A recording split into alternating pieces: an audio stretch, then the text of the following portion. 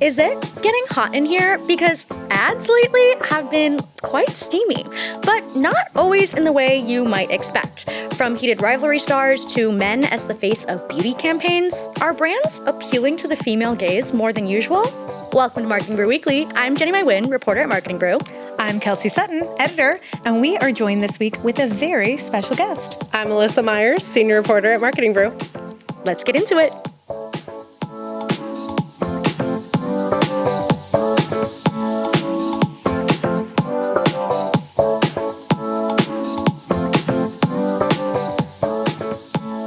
Alyssa, thank you so much for joining us this week. Thank you guys for having me on this Webby Award-winning podcast. Congratulations. Woo! We're very excited. Yes, Yay. we won a Webby Award. We're so pumped about it. And I think this is a great way to kick off the new, now that we have a trophy behind us. The award-winning podcast. Yes. So we brought Alyssa on. Alyssa is a senior reporter here, and she writes about sports marketing, but she's also sort of our unofficial Heated Rivalry correspondent. And you've written about two campaigns recently, one from Verizon and one from Peloton, starring both stars of Heated Rivalry. And you talked with both brands. That's correct. I hounded them. There was no way that Marketing Brew was not covering those ads. A little behind the scenes, Alyssa slacked me and said, by the way, I'm talking to Verizon about this ad. I'm going to file it later. And we didn't even have a conversation about it. I think I did the same with Peloton too. I said to you, I'm asking for forgiveness, not permission. Yeah, and I said, let's do it. But, there's a lot of ads that are kind of a little steamy, a little, dare I say, horny on main. Mm-hmm. And I feel like there's a lot to dig into. But before we get into it, we've all got those shows that we watch while doing laundry, the dishes, or just doom scrolling on our phones. Then we've got the shows in sports that we all actually pay attention to. Those big cultural moments that truly matter. Paramount powers those big moments, from can't-miss sports like the NFL, Masters, and UFC, to the hits everyone's talking about, like Landman, Survivor, and The Madison. That's what you get when you advertise with Paramount. You get your brand right next to the must-see events, series, and specials that get everyone buzzing. And they've got the data-driven solutions like streaming fixed units, Precision Plus, and Paramount Media Labs to help you turn that attention into outcomes. Paramount Advertising, powered by story, accelerated by technology. Learn more at paramount.com/advertising. That's paramount.com/advertising. Ugh, you guys, I think we could giggle about this topic for a million years, which is not the point. There is a marketing angle to all of this. But to really get us in the mood, what are the hot and sexy ads that you've seen lately? Kelsey mentioned the two that Alyssa wrote about. Can you give us the deets on what actually happens in these ads? Oh my gosh, can I ever? They're both they're good examples of marketing because they're capitalizing on something that's such a big part of culture right now, honestly, like the mass psychosis that people have over Heated Rivalry. So it's smart of these brands to, get these actors, get them in their ads, and get quite a lot of them in their ads. Mm-hmm. I feel like the Connor Story one came out first, yes, right? Correct. Yeah. And it's kind of horror themed, which is interesting. Not what I would have expected. It is, yeah. Nia DaCosta directed it, so it's sort of in line with some of her work, and it's a 4-minute short film. Classic. And yes, it is supposed to be horror vibes. Yeah. What sticks out to you other than the horror vibes? That booty. Yeah, the punchline, the big reveal is that Connor Story has accidentally been turning on all these things around his smartphone activated house because he keeps sitting down on his phone, and it's very much zoom in on Connor Story's behind, which obviously, again, if you watched Heated Rivalry, that's the focus. It is the main asset. The glutes that shook the nation. Yes.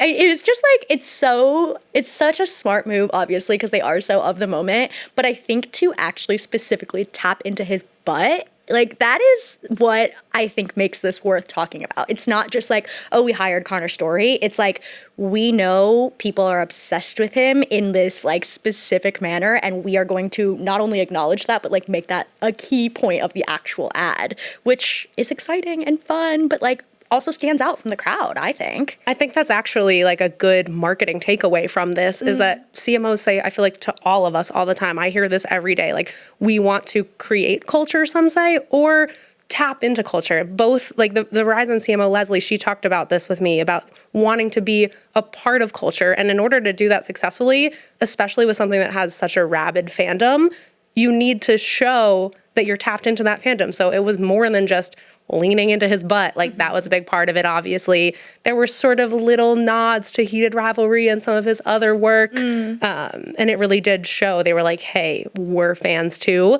We want to be a part of this. We don't want to create something brand new. We want you to sort of embrace this. And I think consumers did. I mean, at least from what I saw online, people were like, thank you, Verizon. Like, I'm switching to Verizon. Oh like, my the comments are crazy. Can you imagine? Like, that's like exactly the reaction you want as a brand, as a CMO. Like, I'm switching to Verizon. Come on. Based off of one ad, I feel like that's like you hope and pray for these times. And I think it's such a different thing, because it's one thing to say, oh, I just cast somebody who's very popular right now in an ad in a kind of normal way. But this is very much like playing into fandom on like a different level. Like, we are giving the fans what they want. Like, we heard the fans. They want to see like this person like flexing their biceps or like in very tight fitted clothing. Like, here we go. And I feel like that's what we also saw with Peloton. So Peloton worked with Hudson Williams. Alyssa, tell us a little bit about that ad. A little bit similar approach. That one dropped second, maybe like a week or so after, and a very similar vibe of like horny on Main. This is also behind the scenes. We went back and forth on how to describe his outfit,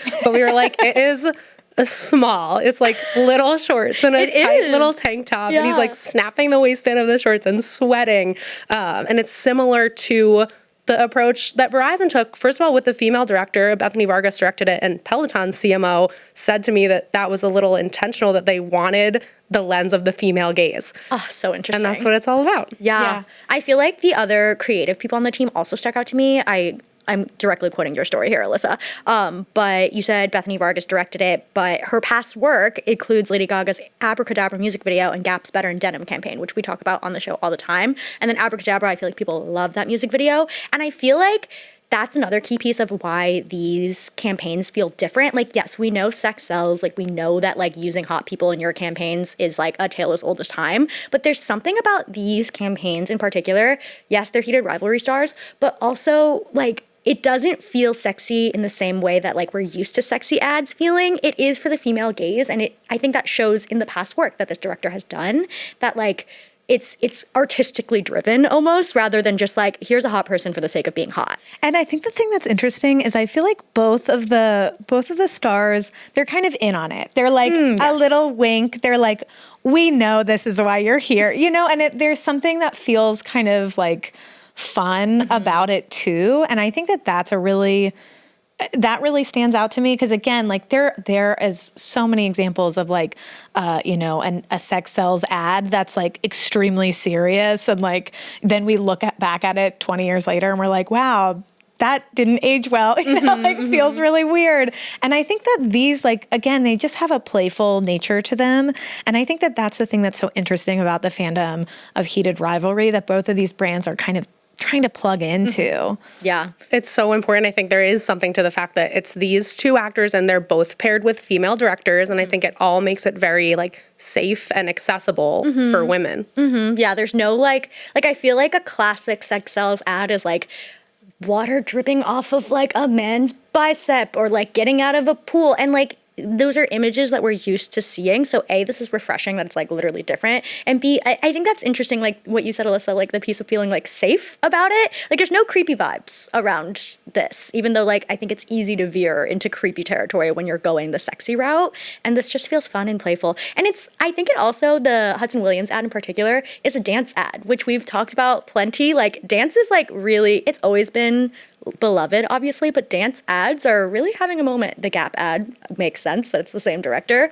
So I feel like that's a fun combination of things coming together as well. That was something else I talked about with Megan, the Peloton CMO, when we talked about the ad, and I said to her, like, hey, how was this on set? Because look at this ad, it's kind of silly. He's doing these dance moves. And she was like, yeah, we actually didn't know if Hudson could dance when we cast him, but we bet that it would work, and it did, because he's such a like free, liberated kind of guy. And that's a big part of, I think, both of these actors' vibes. And yeah, there's something special to that like they're not traditionally like macho, really. Yeah. I mean, like, look at them. They do look that way. Sure. But personality wise, yeah, it's just a little bit more like liberated, like Megan said, and new era sexy, I guess. I feel like it's important to call out too that like obviously these two ads in the show itself stars two gay men, and that is like not historically like what is like cast in the sex sells kind of campaign, and I think that adds to the female gaze of it all and the feeling safe of it all, and also it's just like a cool piece of representation obviously for people who are excited to see gay men like in this like leading role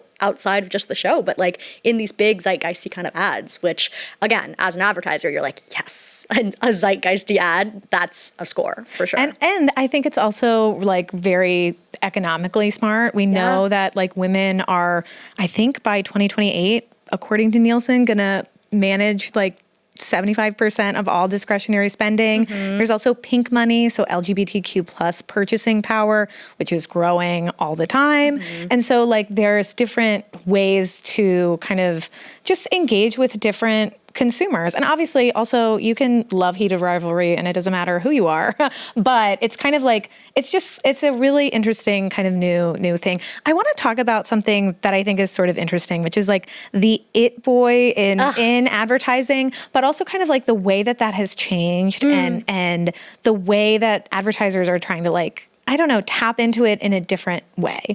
I don't know. Any thoughts about that? Yeah, I feel like the it boy or woman, but in this particular case, we're talking about a lot of men. I feel like historically, traditionally, it maybe was more influenced by like media and magazines. And I think of like People's Sexiest Man Alive and like how that was like, oh, like a big representation of like who people find hot right now. I think the way that popular culture determines like the current it boy has changed drastically. Obviously, social media has a huge factor in that, and that I don't know, I think like there's so much more like almost like democracy to it. Like there's more voices and more people, and I think it can be nicher than just like there's this one main guy that everyone thinks is hot, and like that's who we've decided is like the picture of hotness right now. So you can kind of like tap into more communities in that way. But I think when you can find people like Hudson Williams and Connor Story that yes, like appeal to specific audiences, but are also like experiencing this like monoculture type of moment, it's really a jackpot of like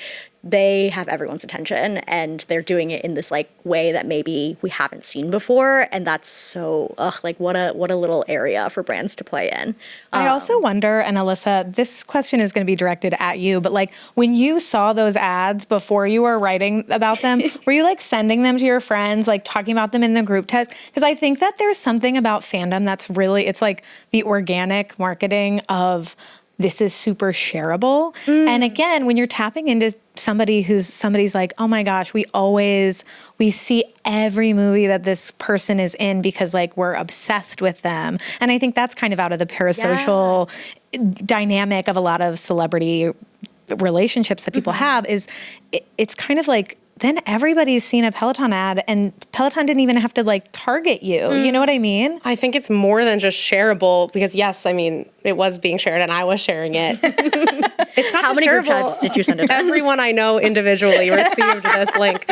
It's enjoyable. Like I was actually a little surprised the first time I saw the Peloton ad in like a sponsored context. Like I had sought it out so many times. Like I'm watching the video on YouTube. I'm looking this up. Like I don't even think of it as an ad. The first time I saw it on my Instagram as like a sponsored ad, I was like, oh, it's the first time I've ever been like, wait, this is an advertisement. This isn't just like a little video that I get to watch. Well, and is that not like perfectly exemplary of that example? Like that's what you want as a brand, is you want people sending out your ad, having conversations about it, watching it again and again. And we've talked about this on the pod in past episodes is brands want to make entertainment. Yeah.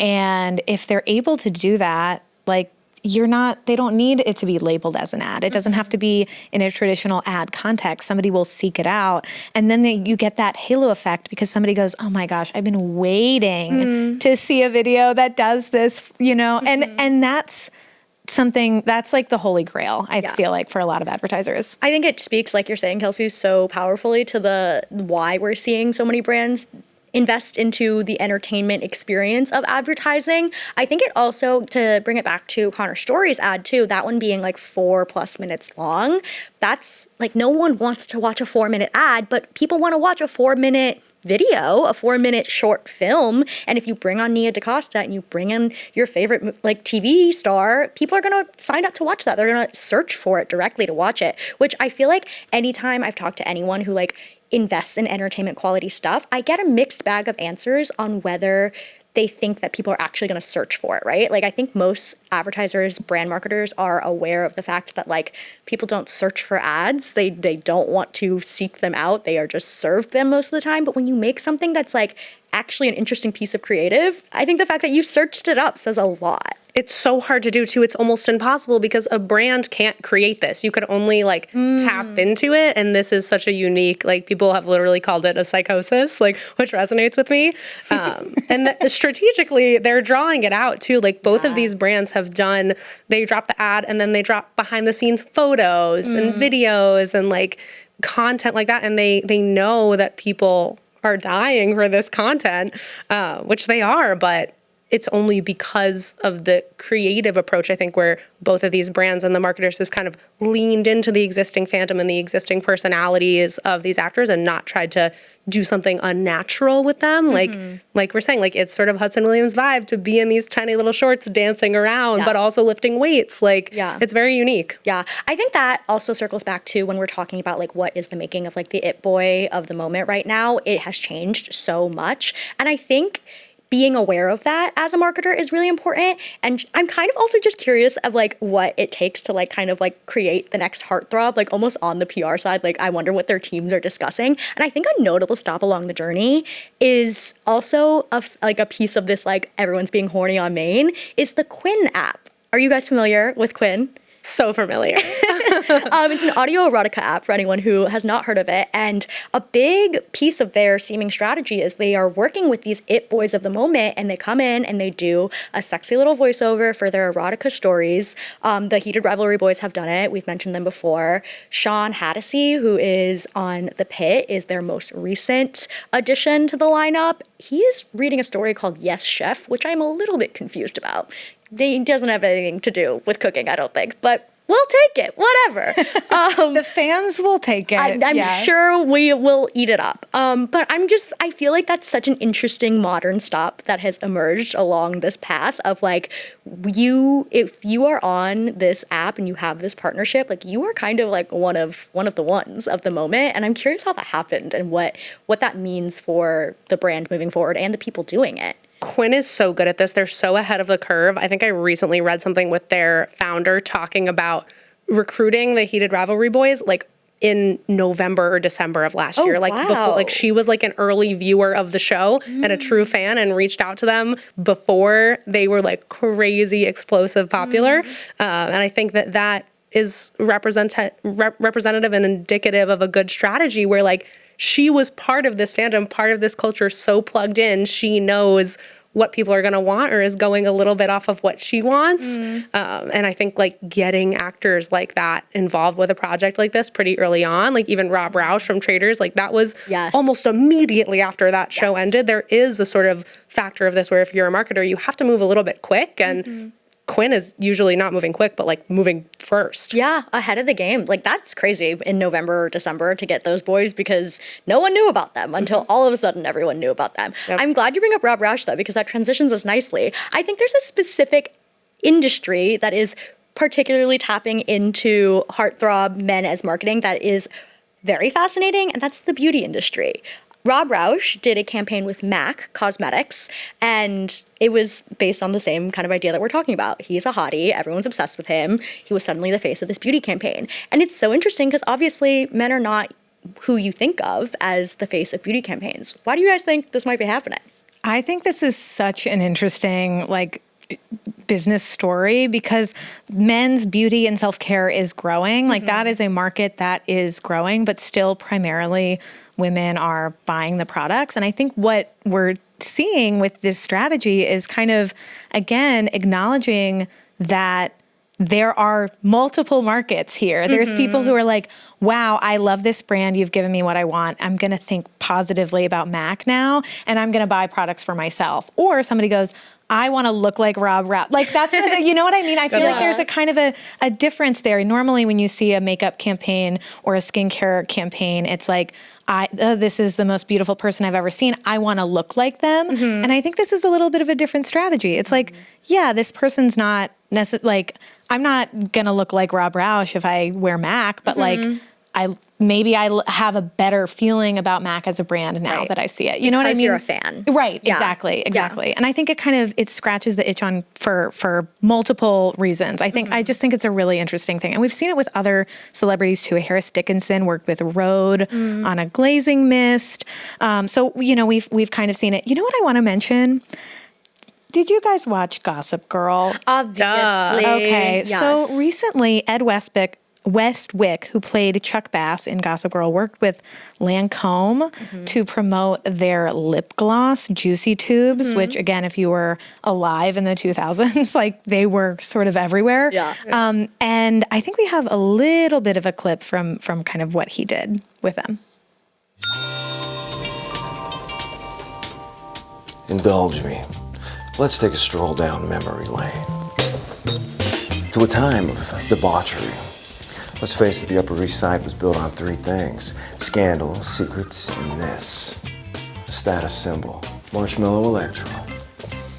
There's so much to break down. So yeah, he comes out of an elevator. It's very much his Chuck Bass character. Yes. And then of course all these little nods to Gossip Girl, sort of if you know, you know, if you watch the show, you remember. And then of course displaying the lip gloss. Yes. Does this work for you guys? I don't know. I mean, I think it would have worked on me in my prime Gossip Girl era for sure. I think what's so notable about this ad is that he is doing the Chuck Bass voice, which is a huge part of both like the nostalgia element, which we talk about all the time. Everyone continues to do nostalgia. Early 2000s nostalgia is never going away, I think. But like the Chuck Bass voice is like sultry and it's meant to be sexy and it's meant to be like, like you want to listen to this. And I think that speaks to what we're talking about here today is like the sex sells element like manifests in all of these different ways. And like we're going back into the archives to make sure that we also tap into that element. This is such an interesting one for me because I feel like it does work in certain ways where, like we talked about earlier, you have those references. If you know, the fandom, like specific Gossip Girl moments, like the limo and the scarf, really saying like, hey, we know this show and we know this fandom. It's also contrary to what we talked about earlier with it's old, like it's not of the moment, and it is sexy, but it does come across as like old era sexy, like typical early 2000s manly sexy is very different than what that looks like today. Yeah, oh my God. Oh, that's such a good point, Alyssa. And I think that nostalgia is sort of a tried and true tool in the marketer toolbox, but I think that when you think about the way that sex sells in 2026 versus how it was being sold in 2006, it's more than 2 decades. It's like very different. It's really changed so much. And so I think that that's a really interesting, like maybe there's a little bit of proceed with caution. If you're tapping into the nostalgia, like is there something fresh and new, or is it something that you're going to send to all your friends? Like, remember this? Or does it feel like, aha, I remember that, and then you kind of move on with your day? Yeah, I think it's notable, too, that one obviously is also a beauty ad done by a male heartthrob. So another example of that happening. I think what's interesting, and I'm so glad we have Alyssa here because Alyssa is also our sports reporter, is that it's also moving outside of advertising in some ways. Well, it's also still in brand deals, but it's happening in sports with some specific players, right, Alyssa? Give us a couple examples. Yes, absolutely. When I'm not writing about Heated Rivalry, my side gig is covering sports marketing. And I was thinking about that earlier. I mean, sports is so much a part of culture. It shapes so much of the cultural conversation and where things are going. There's a number of athletes that are sort of like publicly wearing nail polish and have Sally Hansen deals. And I also think of Sephora, like they are not just a sponsor of the Golden State Valkyries, but also the Golden State Warriors. Like they're doing stuff in men's sports and women's sports. And I think that when you have a beauty brand getting into sports, such a big part of culture in such a big way, and when you have athletes, some of football players, NBA players, some of the most typically macho man figures you can imagine, when you have those sort of endorsements and when you have those sort of figures wearing makeup or talking about makeup, it gives brands, actors, athletes, people this permission to just sort of embrace that. And I think that those sort of big sports sponsorships like the Sephora one contribute to other beauty brands and other sort of like the Lancome example. They're saying, okay, like we're allowed to do this now. Yeah, I feel like also on like the CMO or marketer side, it's exploding your audience, right? Like you maybe used to only market to women and now you're marketing to men, especially if men are looking at some of these athletes and they're like, oh, I like him. Maybe I should wear nail polish. Yeah, like it's not even just nail polish. Like Sephora sells more than just makeup. They sell skincare, Right. moisturizer, like Scalp care, hair care. Yeah, that's part of what's so sexy about men these days is like they're taking not care of gross. themselves. Yeah, like, They wash their face. wearing moisturizer. the bar is so low. But it's true. It's I feel like there is increased attention on it from the male audience, and it's because of these like high profile partnerships and pieces of culture that are like maybe just realizing that they should be tapping into it more because people do use it and people care and their audiences will see it and pay attention and potentially buy and care themselves. I want to make sure we talk about kind of like the pros and cons of really buying into fandom as an advertiser, because I think we've talked a lot about how fun it is and how great it is, and like we are obviously fans of various things, but I think that there are some pitfalls as well. Do you guys have any that stick out to you as like what happens if like you really commit to listening to the fans as an advertiser? I think that the biggest risk is that fans are rabid in both in the positive way and also in the if you make them mad, they will take it, they will remember until the end of time. And I think that that means you really have to be thoughtful about how you do it because there are certain fandoms that are like sort of known to be very toxic. And there are other fandoms that are, you know, that are a little bit less so. But anybody, like any community with like a really intense relationship with a piece of media or characters or actors or musicians, you have to really tread carefully so that you get it totally right. And I think that's kind of the power of having fans like in your marketing room.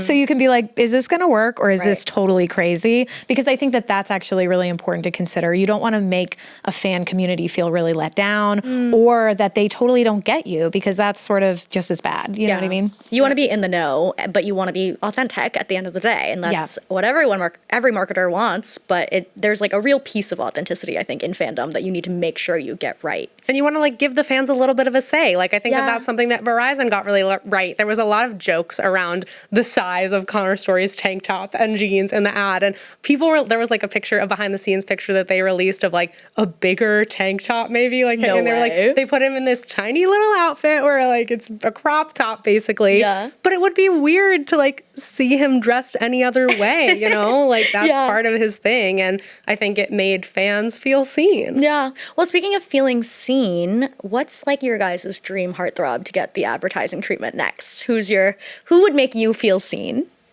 Honestly, I love Dr. Abbott from The Pit. So I'm sort of you're like, seen. So Quinn honestly hit the nail on the head. But I do wonder if we're going to see more like sort of nostalgia plays, like sort of the heartthrob from yesteryear. And are there some of them who sort of speak to the fan sensibility of today? And I think there are a couple examples that could work. So I'm going to be interested to see. Yeah, definitely. What about you, Alyssa? I mean, this is very me coded, and not to bring it back to the sports thing, but we're kind of on there. Like, I feel like there's a next step of this or a new era where there are like actual like big macho male athletes. Like I think of like a Myles Garrett or like a real life NHL player, like a Sidney Crosby, you know, like I feel like that is the next era, is like not just like a pretty boy, but like seeing like a 6'5" linebacker or something. Promoting whatever, lotion, skincare, lip gloss, like that kind of feels like the next step, and I would love to see that. That would be so interesting. Mine is a pretty boy, and it's Tom Blythe, and if he wants to hang out, he should talk to me in case he's a listener of the podcast.